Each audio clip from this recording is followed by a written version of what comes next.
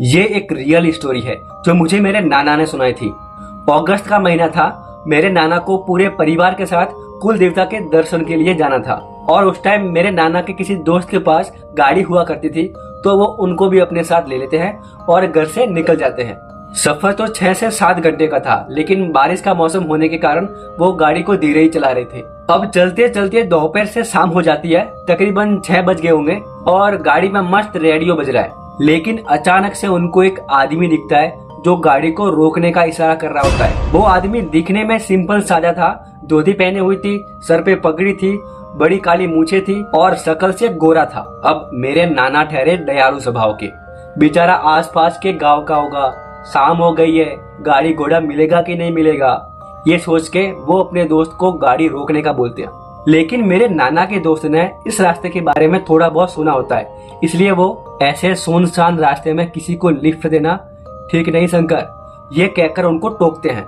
लेकिन मेरे नाना ठहरे जिद्दी स्वभाव के, वो नहीं मानते और गाड़ी रुकवा देते हैं।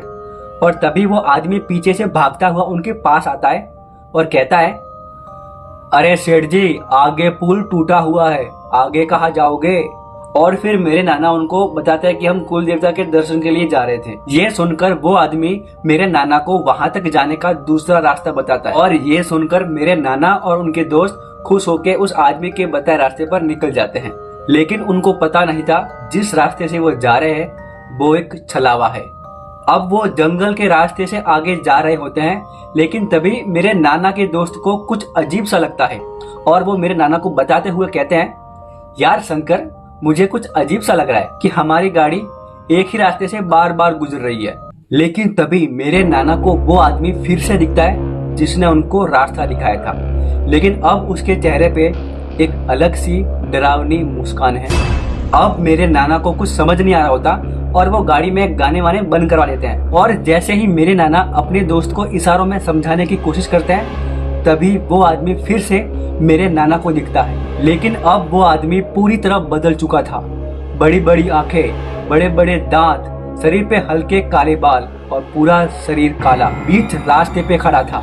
ये देखकर मेरे नाना, नानी, उनके दोस्त और बच्चे सब डर जाते हैं। लेकिन मेरे नाना के दोस्त गाड़ी चलाना बंद नहीं करते, वो गाड़ी को और भी स्पीड से भगाने लगते हैं। नाना को भी पता चल चुका था कि हम एक ही रास्ते से बार बार गुजर रहे हैं और वो आदमी हमें बार बार दिख रहा है और जोर जोर से हंस रहा है। मेरी नानी और बच्चे बहुत डर गए थे और वो बार बार अपने कुल देवता को याद करने लगते हैं। लेकिन तभी अचानक गाड़ी खराब होकर रुक जाती है और वो खूंखार दरिंदा उनके सामने होता है। मेरे नाना अपने आप को बहुत कोसते हैं और रोते हुए अपने कुल देवता को याद करते हैं, हे कुल देवता मेरे माँ बाप, हमें तो बचाने वाले भी आप और हमें मारने वाले भी आप। कुल देवता को याद करते करते मेरे नाना रोने लगते हैं और शायद ये बात श्री कुल देवता भैरव दाता को लग जाती है। तभी जोर से किसी के गुस्से में दहाड़ने की आवाज आती है, जिससे वो खूंखार दरिंदा जो गाड़ी के पास आ रहा था वो बहुत दूर जाके गिरता है। वो खूंखार दरिंदा इतना दूर जाके गिरता है कि अब वो इनको दिख भी नहीं रहा होता। और तभी मेरे नाना देखते हैं कि एक 17 से 20 फीट का आदमी उनकी गाड़ी के पास से जा रहा है। साथ में उनको उस इत्र की खुशबू आ रही है जो इत्र मेरे नाना अपने कुल देवता के मंदिर में छिड़कते हैं। लेकिन वो सिर्फ मेरे नाना को ही दिख रहा होता है और अचानक से गाड़ी भी स्टार्ट हो जाती है।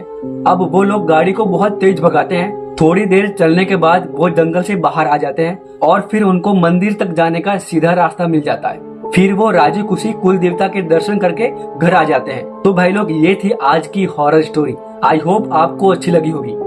तो प्लीज वीडियो को लाइक कर दो, चैनल को सब्सक्राइब कर दो। मिलते हैं अपने नेक्स्ट हॉरर वीडियो में, तब तक के लिए जय माता की।